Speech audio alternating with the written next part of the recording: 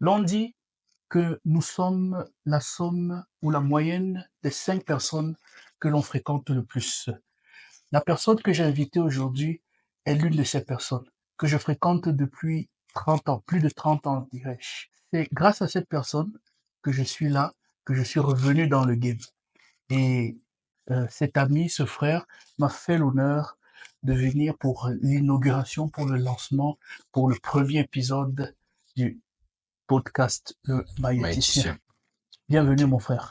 Merci mon frère, merci pour cette présentation qui me fait honneur. Donc aujourd'hui, je tenais à te remercier pour ton action et pour le geste que tu entreprends aujourd'hui, qui est de passer à l'action sur les différentes idées que tu as depuis des années et sur la longue pause que tu as eue aussi. Donc c'est vraiment très important pour moi de te féliciter Merci. pour cette action-là. Donc aujourd'hui, le concept que tu lances est très intéressant, mais ça suscite aussi beaucoup d'interrogations. Tout à fait. Déjà dans le nom que tu as décidé de prendre pour ta chaîne, Effectivement. le Maëticien, moi j'étais un peu complexé de pas savoir ce que c'est, donc j'ai fait mes petites recherches. Mais est-ce que tu peux expliquer justement aux gens qui, comme moi, te découvrent aujourd'hui, qu'est-ce que le Maëticien et qu'est-ce que ça veut dire? Voilà. D'accord. Il y a dans ta question, Mm. tu as utilisé un terme interrogation. Tu as dit que ce nom suscite beaucoup d'interrogations. C'est ça. Effectivement, Mm. la base de la maïeutique, parce que Mm. maïeuticien vient de maïeutique, D'accord. la base de la maïeutique, c'est le questionnement. Mm. Donc, ça a été fondé par Socrate. C'est drôle qu'on parle de... Tu étais bon en philo en termes. Un peu, un peu, un peu. Donc, alors, c'est drôle que je parle de philo parce que Mm. moi, Tu n'aimais pas la philo. j'aimais pas la philo. Mm. Du moins, mon prof de philo ne Ne m'aimait t'aimais pas. pas. Donc, Donc, tu n'aimais pas la philo. donc j'aimais pas la philo. Mais ce qu'il faut dire, c'est que, voilà, la maïeutique, c'est l'art d'accoucher des esprits. Ça, c'est au niveau philosophique. Maïeuticien, c'est la sage-femme. Donc, celle qui aide la femme enceinte à accoucher. Donc, D'accord. sage parce qu'elle lui donne la sagesse, Mm. elle l'accompagne, elle l'aide à donner la vie. Donc, ce que je cherche à faire, c'est aider les gens Mm. qui ont des réponses en eux, Mhm. parce que les réponses ne viennent pas de l'extérieur, mais les réponses sont en nous. Mhm. C'est de les aider à trouver ces réponses à travers des questionnements et des questionnements qui seront sur des thématiques bien précises. Donc, 4 fondamentaux sont l'éducation, D'accord. la santé, la culture Mm. et le style de vie. Voilà. Ah, super. Mais bravo, hein. Je crois qu'on peut applaudir pour ça, hein. Ah oui, oui, On peut applaudir pour ça parce que franchement, aujourd'hui, on se rend compte que beaucoup de personnes mettent en place des tout podcasts à fait, ou ce genre de choses pour pouvoir discuter de thèmes qui tiennent ces personnes à cœur. tout à Et fait. donc toi, depuis que je te connais, depuis très très longtemps, Ouais, tu as toujours eu cette touche philosophique, hein, même oui, comme tu n'aimes pas la philo. C'est bizarre parce que tout le monde, même dans notre entourage, te connaît comme quelqu'un étant un homme de pensée. Et donc, c'est bizarre que, tu vois, ça part d'une mauvaise impression de ton prof de philo qui, au final, t'a mis dedans, quoi. en fait, pour préciser, si tu me dis que la philosophie, c'est l'art du raisonnement, Mhm, j'estime que tu dois me noter mhm. sur ma capacité à Un réseau. raisonner. Mhm, Et donc, moi, ce que je fais, c'est que je raisonnais mhm, et je citais, j'ai été très influencé par, comme toi, le mhm, rap français. mhm, Donc, je citais des Kerry James, mhm.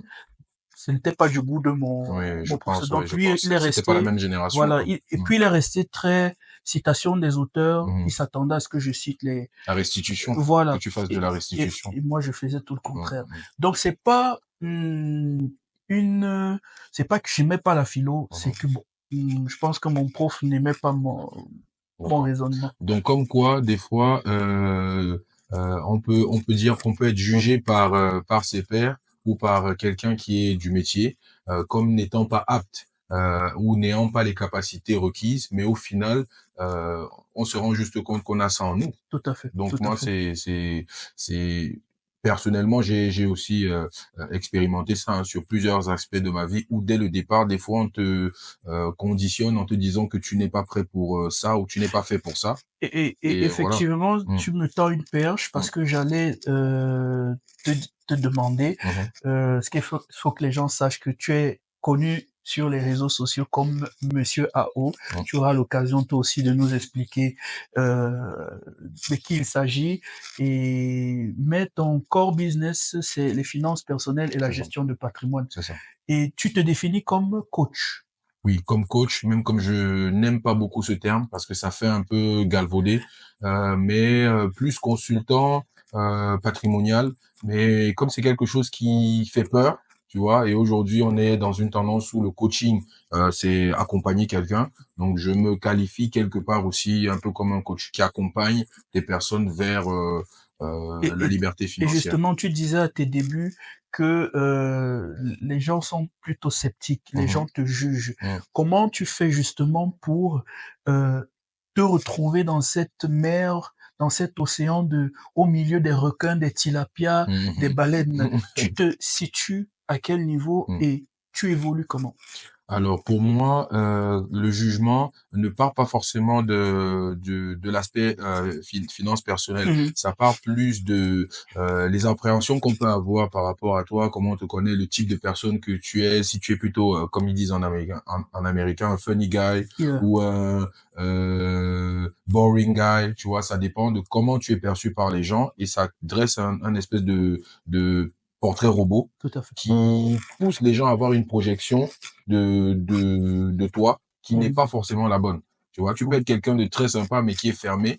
Donc, tu seras perçu par la société comme quelqu'un de fermé, alors que au fond, tu es quelqu'un de sympa. tout à fait. Donc, moi, dans mon parcours, j'ai toujours été quand même le funny guy, celui qui fait rire, qui est très friendly. Et quand tu amènes plutôt cette présentation de toi qui a toujours été en toi, mais que tu n'as jamais présenté au monde, Tout à fait. comme étant quelque chose qui fait partie de toi, ça prend du temps pour les gens de s'adapter, tu vois. D'accord. Et nous tous, on a expérimenté ça hein, dans la vie de tous les jours. Donc moi, quand j'ai décidé de prendre ce virage-là et prendre ma vie en main de ce côté-là et me présenter au monde comme étant celui-là qui peut aussi avoir ses appétences, ses compétences sur les finances personnelles. Dès le départ, il y a eu quelques petits couacs, quoi. Mm. Est-ce que il n'y a pas quelque chose d'absurde Mm. dans le fait que l'on ait besoin de quelqu'un Mm. pour gérer ses finances?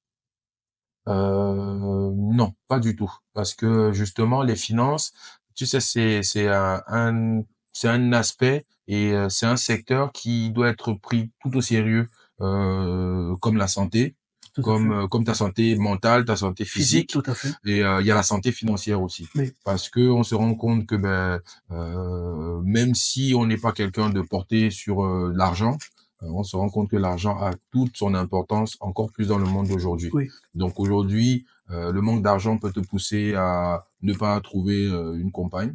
Ça peut te pousser à ne pas avoir Ah, d'enfant, carrément. carrément. Ça peut te pousser à, Le- ça peut te pousser à, l'époque est complexe. ouais, on vit des temps compliqués.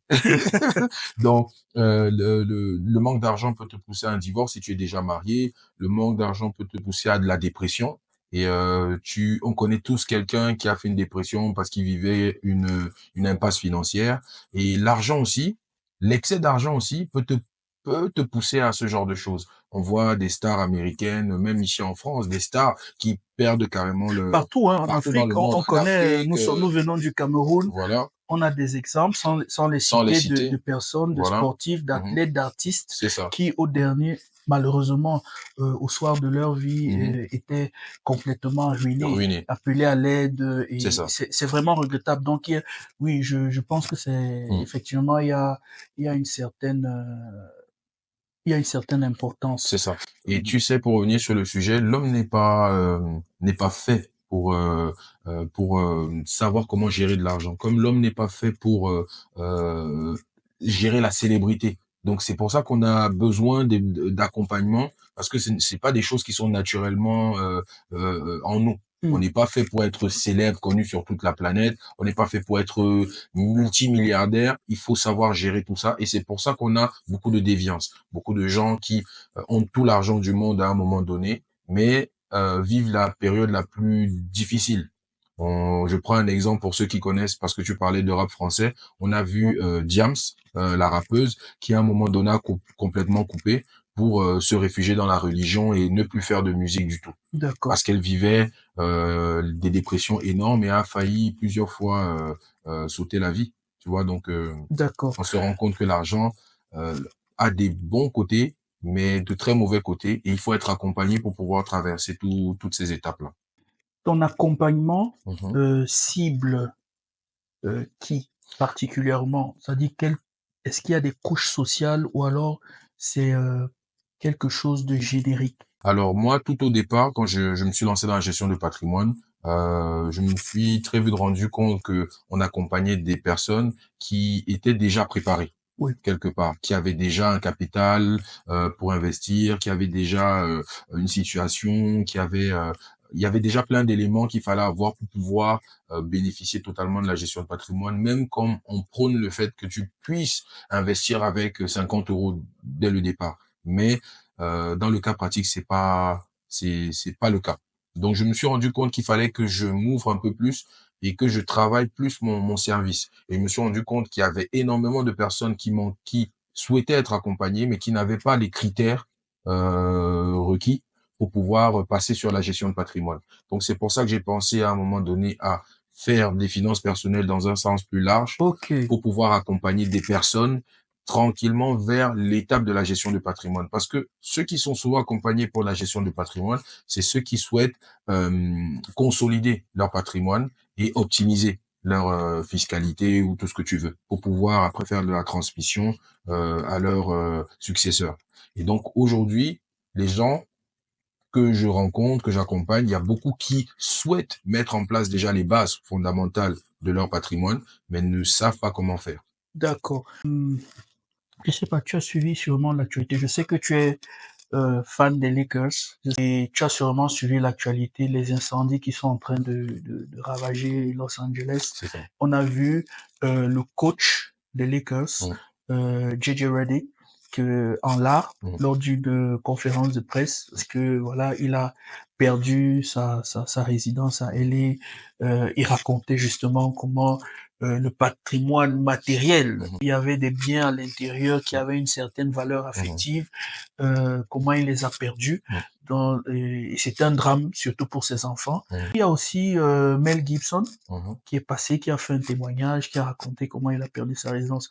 Ce qu'il y a de drôle, c'est que je lisais les commentaires. mhm, À chaque fois, les gens disaient, ben ça c'est des riches, de toute façon, ils ont des assurances, mhm, ils vont s'en remettre, mhm, c'est juste l'une de leurs multiples résidences. mhm, Alors, ma question c'est, est-ce que finalement, malgré l'accompagnement, mhm, il y a des événements naturels comme cela, des événements qu'on ne peut pas prévoir, des imprévisibles, les aléas de la vie. mhm, Est-ce que finalement la quête de sécurité mhm. financière n'est pas hypothétique, n'est pas infinie, illusoire? Mhm. Alors, c'est une très bonne question et je crois que là, tu veux qu'on bascule sur le côté philosophique de la chose. Donc, pour moi, c'est une très bonne question, mais on se rend compte aussi que, euh, par exemple, pour ceux qui ont, ça m'étonnerait que ce soit le cas, mais pour ceux qui ont investi totalement dans la pierre, donc 100% de leur patrimoine dans de la pierre, pour ceux justement qui résident à Los Angeles, pour le coup, ça fait mal parce que ces personnes-là perdent quasiment tout. Bon, avec les assurances aujourd'hui, il va falloir faire valoir son dossier pour pouvoir être Tout à remboursé. fait, Ce tout sont à des fait. catastrophes naturelles, donc normalement, il y a de l'accompagnement pour ce type de personnes. Mais comme tu l'as bien dit, il y a ce qu'on appelle les finances personnelles, il y a le patrimoine matériel et le patrimoine immatériel, il y a le patrimoine financier. Et donc, il faut être capable, quand tu fais ce que je fais comme activité, de sensibiliser les personnes que tu accompagnes pour donner cette notion qui est l'une des bases des notions fondamentales, hein, Tout à c'est la fait. diversification. Mmh. Donc, le fait de diversifier ton portefeuille, au niveau de ton patrimoine te permet de pouvoir couvrir ce type d'événement. Je te prends un exemple. Tu as 1 million de francs CFA pour parler dans le cadre africain. Voilà. Tu as si dans ces 1 million de francs CFA, tu as 500 000 pour ton bien immobilier, imaginons. Tu as 200 000 pour d'épargne de côté. Tu as des actions dans une entreprise pour une valeur de 300 000. Et tu vois que là, tu as diversifié ton patrimoine, tu as diversifié tes acquis. Et le jour où tu as un souci comme un bien immobilier qui brûle, ben, ok, Tu peux te tu peux reposer te reposer sur... sur tes autres Tout investissements à que tu as fait. mis de côté. Donc, la base de la diversification, c'est très important et c'est ce qu'on apprend justement aux personnes qu'on accompagne en disant ne jamais mettre ses œufs dans le même panier. Ah oui, c'est vrai, Mm. c'est une façon très camerounaise de le dire, Voilà. qu'on Mais même n'applique pas mondial. forcément. Voilà. Mm. Et pourtant, Mm. et c'est très intéressant. Donc, j'invite tout le monde à se rendre sur la page de Monsieur AO. Il est sur toutes les plateformes. Il délivre constamment des petites capsules comme ça, très Mm. informatives, comment on dit? Éducative. Éducatives. Mm. Donc voilà. Écoute, chers frères, nous sommes en 2025, nous sommes encore en début d'année. Qu'est-ce que l'on peut se souhaiter?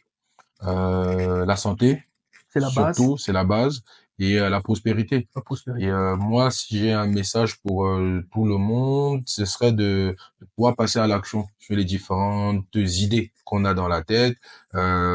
C'est quelque chose qui n'est pas souvent facile parce que des fois il y a ce qu'on appelle la procrastination, et ça nous pousse à ne On pas en, passer à l'action. on en parlera certainement Voilà. sur le matin. Voilà, donc une fois qu'on se dit ça, ben moi j'ai plus qu'à vous souhaiter bonne dégustation, hein. Abonnez-vous massivement sur la page du frère que je connais depuis très longtemps.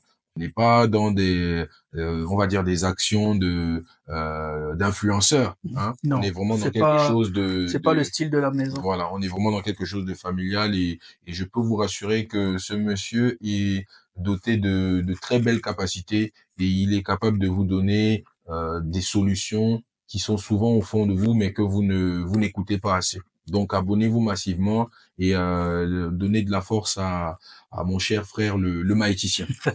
Voilà. Merci, merci Merci, c'était beaucoup. un plaisir, mon frère. Ben écoutez, Voilà, à la camerounaise, voilà.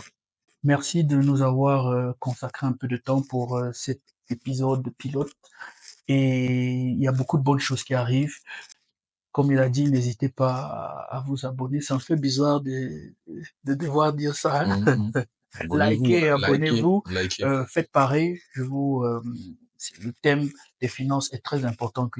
Faites pareil avec sur sa page. Allez-y, Mm. Instagram, YouTube, Facebook, Tu sais, ils ont souvent l'habitude de dire sur les vidéos YouTube, je mettrai les informations en description, en tu vois. description. Ouais, donc je Voilà. pense que Je vais devoir tu vas m'habituer. devoir Je vais t'habituer à devoir ce type m'habituer à de, ça. Parce que je lance ma chaîne YouTube en 2010. C'est avant le phénomène des c'est influenceurs. ça. Donc moi, je connaissais pas. Mm, Et je tiens d'ailleurs à te remercier mm, parce que ce que les gens ne savent pas, c'est que tu es venu de Paris mm. pour m'aider à lancer ça. Et là, je te raccompagne tout à l'heure à l'aéroport. Voilà. Donc, c'est un Faut pas aller-retour. que je loupe mon vol. Voilà, je te Mm, raccompagne à l'aéroport où mm, tu as un rendez-vous très important à 15 heures. mm, Donc, vraiment, si ça ne dépendait que de moi, j'allumais juste ma caméra mm. et Et puis tu te voilà, je lançais, parlais, mais voilà. tu m'as dit, Mm. c'est pas comme ça. Non, c'est pas comme C'est ça, c'est pas pas comme comme ça. ça que ça se passe. Donc, merci vraiment Mm. Ouais, je t'en prie, pour ta frangin. disponibilité. À très bientôt. Ciao.